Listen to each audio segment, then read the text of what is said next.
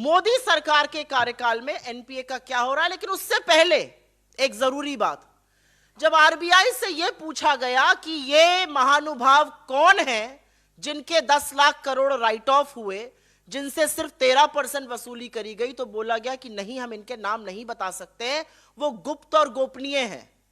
ये गुप्त और गोपनीय क्यों है? ये जो पैसा था ये हमारा और आपका पैसा था, क्योंकि बैंक को रिकैपिटलाइज गवर्नमेंट ऑफ इंडिया करती है। गवर्नमेंट ऑफ इंडिया के पास पैसा आता है टैक्स से, और सिर्फ इनकम टैक्स से नहीं, जीएसटी से, जो आटे पर भी आप दे रहे हैं, आता है, जो एक्साइज ऑफ पेट्रोल पर दे रहे हैं, जो जबरदस्त टैक्स वसूली पेट्रोल डीजल पर हो रही है, जो हम और आप, इस देश का सबसे गरीब आदमी, एक रिक्शा चलाने वाला, वो भी देता है। तो हर व्यक्ति का पैसा लग के बैंक रिकैपिटलाइज होता है। जब वो लोन माफी हो जाती है तो ये बोला जाता है आपको हम नाम नहीं बता सकते, ये गुप्त और गोपनीय है।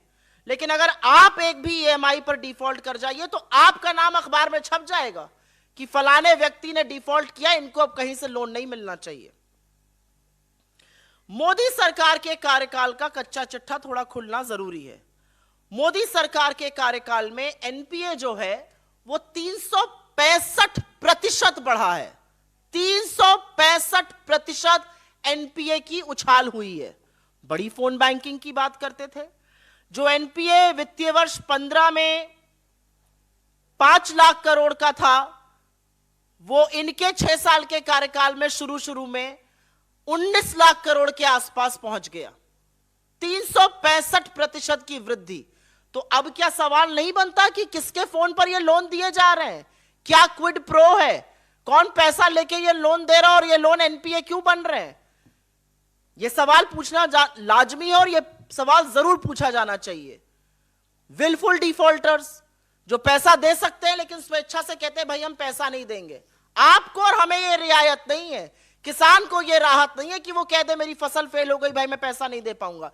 लेकिन अगर आपने हजारों लाखों करोड़ों का लोन लिया है तो आप ये कह सकते हैं कि मैं कर्जा देने में असमर्थ हूं, जबकि आपके पास पैसा हो सकता है। विलफुल डिफॉल्ट 23,000 करोड़ का होता था 2012 में, 23,000 करोड़ का। आज वो करीब 2.5 लाख करोड़ का है।